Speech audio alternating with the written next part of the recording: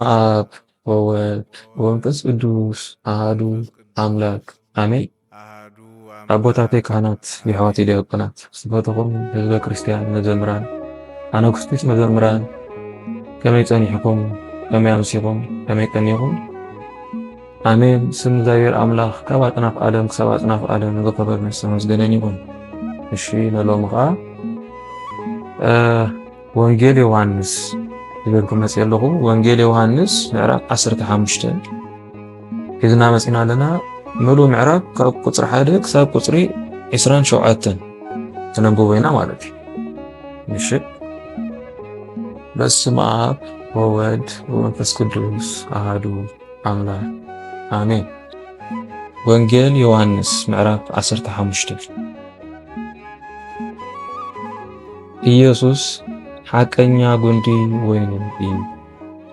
ቁጽሪ 1 ኣነ ናይ ሓቂ ጉንዲ ወይኒ እየ፣ ተኻልዩ ኸዓ ኣቦይ እዩ። ነቲ ኣባይ ዘሎ ፍረ ዘይፈሪ ጨንፈር ኩሉ ይቖርጾ፣ ነቲ ፍረ ዝፈሪ ዘበለ ጨንፈር ግና ብዙሕ ምእንቲ ክፈሪ የጽርዮ። ንስኻትኩም ከዓ ሳላ እቲ ዝነገርኩኹም ቃል ድሮ ንጹሓት ኢኹም። ኣባይ ነበሩ ኣነ እውን ኣባኻትኩም ክነብር እየ። ጨንፈር ኣብቲ ጉንዲ ወይኒ እንተ ዘይነበረ ካብ ርእሱ ክፈሪ ከም ዘይክእል ንስኻትኩምን ኣባይ እንተ ዘይነበርኩም ከምኡ ኢኹም። እቲ ጉንዲ ወይኒ ኣነ እየ፣ ጨናፍር ከዓ ንስኻትኩም ኢኹም። እቲ ኣባይ ዝነብር ኣነ እውን ኣብኡ ንሱ እዩ ብዙሕ ፍረ ዝፈሪ፣ ምክንያቱ ብጀካይ ሓንቲ እኳ ክትገብሩ ኣይትኽእሉን ኢኹም።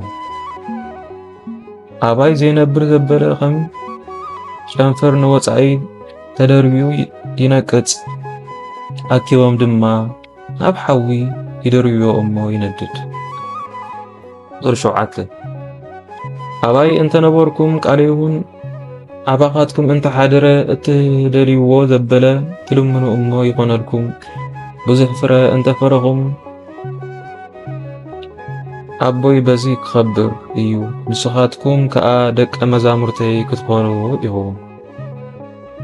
ቁጽሪ 9 ከምቲ ኣቦ ዘፍቅረኒ ኣነ እውን ኣፍቂረኩም እየ፣ ኣብ ፍቕረይ ንበሩ። ከምቲ ኣነ ትእዛዛት ኣቦይ ሓሊ ኣብ ፍቕሪ እውን ጸኒዐ ዝነብር ዘለኹ፣ ከምኡ ከዓ ንስኻትኩም ትእዛዛተይ እንተሓለኹም ኣብ ፍቕረይ ጸኒዕኹም ክትነብሩ ኢኹም። ሓጎሰይ ኣባኻትኩም ምእንቲ ክነብር ሓጎስኩምን ምሉእ ምእንቲ ክኸውንሲ እዚ ነገርኩኹም። ከምቲ ኣነ ዘፍቀርኩኹም ንስኻትኩም እውን ንሓድሕድኩም ክትፋቐሩ ትእዛዘይ እዚ እዩ። ቁጽሪ 13 ሰብ ካብቲ ኣብ ክንዲ ኣዕርኹ ንህይወቱ በጃ ሓሊፉ ዝህቦ ዝዓቢ ፍቕሪ የብሉን። ንስኻትኩም እዚ ዝኣዘዝኩኹም ዘበለ እንተፈጸምኩም ኣዕሩኸይ ኢኹም። ደጊም ጊላወት ኣይብለኩምን እየ። ጊልያስ ጐይትኡ ዝገብሮ ኣይፈልጥን እዩ። ኣነ ግና እዚ ካብ ኣቦይ ሰምዓክዎ ዘበለ ንኣኻትኩም ስለ ዘፍለጥኩኹም ኣዕሩኸይ ኢኹም እብለኩም ኣለኹ። ኣነ እየ ዝሓረኽኹም እምበር ንስኻትኩም ኣይሓረኹምንን። ከድኩም ፍረ ምእንቲ ክትፈርዩ ፍሬኹም እውን ምእንቲ ነባሪ ክኸውን ሸምክኹም። ስለዚ እቲ ነቦ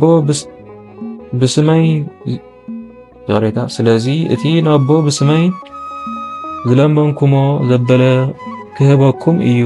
ንሓድሕድኩም ክትፋቐሩ እዚ እእዘኩም ኣለኹ። ዓለም ክትጸልኣኩም እያ። ቁጽሪ 18 ዓለም እንተ ጸላእትኩም ቅድሚኹም ንዓይ ከም ጸላእትን ንፍለጡ።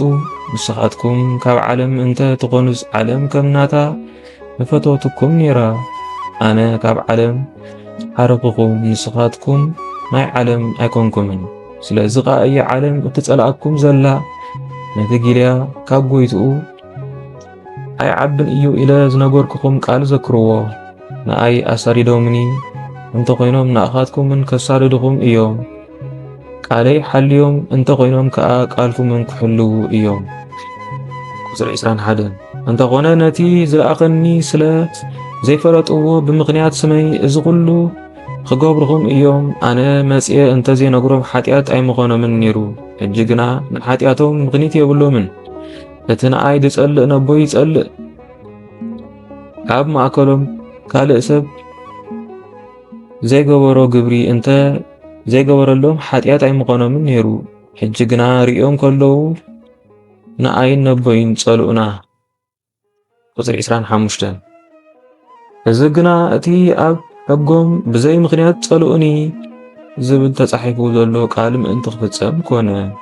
እቲ ኣነ ካብ ኣቦ ዝሰደድኩልኩም መጸናንዒ ካብ ኣቦ ዝወጽእ መንፈስ ሓቂ ምስ መጸ ግና ንሱ ክምስክረለይ እዩ።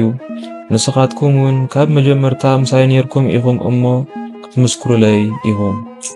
ኣሜን። ስለ ቃላቱ እግዚአብሔር አምላክ ዝኸበረን ዝተመስገነን ይሁን። ዓለይ ከተፈጸመ ካብ ዝሓልፍ ሰማይ ምድርን ክሓልፍ ይቐልል በለ ጌታ መድኃኒትና ኢየሱስ ክርስቶስ ደቀ መዛሙርቱ።